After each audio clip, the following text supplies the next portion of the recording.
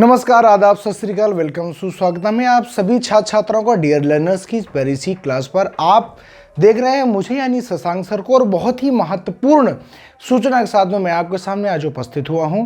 बहुत बार बच्चों ने पूछा, सर नॉर्मलाइजेशन का क्या होगा। बहुत सारे ऐसे हमारे भाई बंधु हैं जो कहीं ना कहीं एक नंबर से, कहीं ना कहीं दो नंबर से, किसी की 88 है, किसी की 89 है। अगर हम ओबीसी कैटेगरी के, अगर एससी कैटेगरी की बात करें तो किसी की 84 है, तो किसी के 83 हैं। जिनके ऐसे नंबर हैं, क्या नॉर्मलाइजेशन होगा, क्या हमारे नंबर बढ़ेंगे, इन सारी बातों के जवाब देने के लिए आज मैं आपके सामने उपस्थित हुआ हूं। बहुत बहुत आप सभी का इस्तकबाल करते हैं अपने चैनल पर। आप सभी देख रहे हैं मुझे। शशांक सर को मैं आपको बता देता हूं कि नॉर्मलाइजेशन की अगर प्रोसेस की बात करें तो अगर हम पिछले बार को अगर बेस बनाएं तो पिछली बार नॉर्मलाइजेशन हुआ था, लेकिन कैसे हुआ था, इसकी एक प्रक्रिया थी। उन सभी शिफ्ट में नॉर्मलाइजेशन हुआ था जिनको सीटेट ने ये माना था कि ये जो शिफ्ट है ये कहीं ना कहीं कठिन हो गई थी। तो उनमें जो सीधा सीधा एक दो नंबर जो भी उनको देना था, सीधा सीधा नंबर मिल गया था। और क्या हुआ था सर जी? तो एक तो ये बात हो गई, चलो हमको फ्री में नंबर मिल गया। दूसरी बात ये हुई थी कि जिन भी शिफ्टों में कुछ ना कुछ ऐसे क्वेश्चंस थे जिनमें बच्चों को संशय था और उन क्वेश्चंस को बच्चों ने चैलेंज किया था।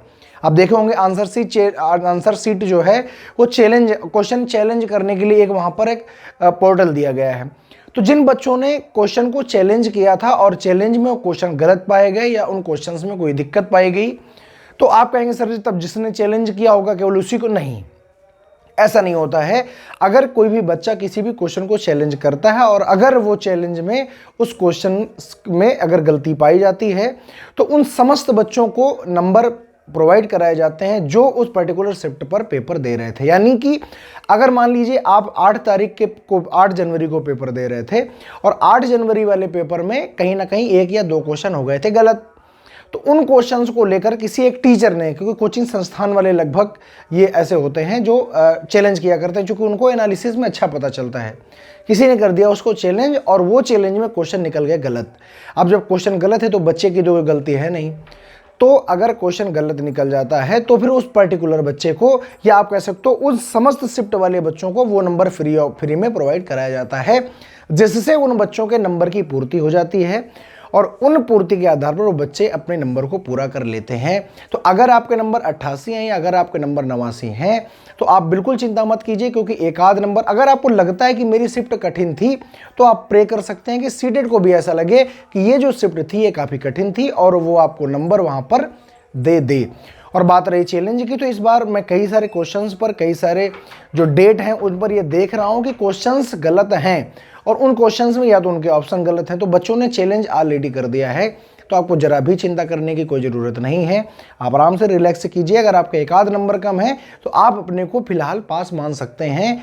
अगर आप बात रही आंसर सीट मिलाई, तो अगर आपने सही से आंसर सीट मिलाई है तो सर जी क्या नंबर कम भी होते हैं क्या? तो नंबर कम कभी भी नहीं होते, याद रखिएगा। जितने नंबर एक बार रिजल्ट में छप गए, नंबर बढ़ते हैं ना कि नंबर कम होते हैं। दोबारा रिजल्ट जैसे कि क्या होता है, जैसे एक बार रिजल्ट आउट हो गया उसके 10 दिन बाद दूसरा को एक रिजल्ट आता है। जब ये रिवाइज्ड रिजल्ट आता है, जिन शिफ्ट वालों को बढ़े होते हैं उनका दोबारा रिजल्ट जारी किया जाता है और उसमें बताया जाता है कि आपका एक नंबर या दो नंबर यहाँ पर बढ़ चुका है। और बच्चे, पिछली बार बहुत सारे बच्चे इस प्रकार से एलिजिबल हुए थे, तो आप भी इस बार एलिजिबल हो जाएंगे। तो जरा सा भी चिंता मत करिए, ये होता है नॉर्मलाइजेशन का प्रोसेस। तो सर जी क्या होगा? जी हाँ, पक्का होगा। ठीक है, तो अगर आप 89 वाले हैं, 88 वाले हैं तो आप अपने को हाल फिलहाल में सफल मान सकते हैं।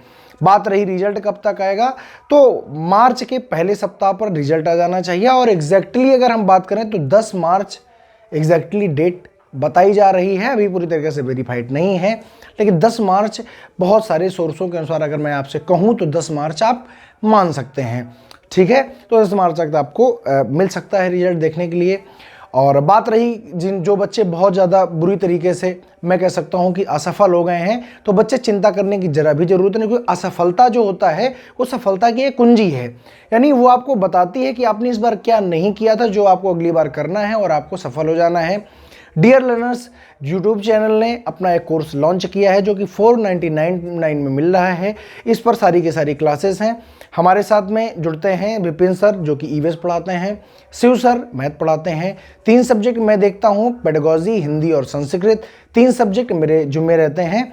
और हमारे साथ में अशोक पाल सर हैं, वो जूनियर की पूरी एसएसटी देखते हैं और विपिन सर जूनियर की साइंस देखते हैं। यानी आप कह सकते हैं कि पूरा का पूरा पैकेज जो है हमारे पास टीचर हैं और हम कोर्स लॉन्च करते हैं। उसी के साथ में हम आपको देते हैं free of cost notes provide कराते हैं, सारे प्रिंटेड टाइप्ड नोट प्रोवाइड कराते हैं। साथ में 20 मॉक टेस्ट भी हम आपको फ्री ऑफ कॉस्ट देते हैं। अगर आप कोर्स लेना चाहते हैं, अगर आप अगली बार बनना चाहते हैं सफल, तो हमारे साथ जुड़िए, हमारी इस मुहिम से जुड़िए। यूट्यूब में अब तक का सबसे सस्ता कोर्स 499 में हम प्रोवाइड करा रहे हैं।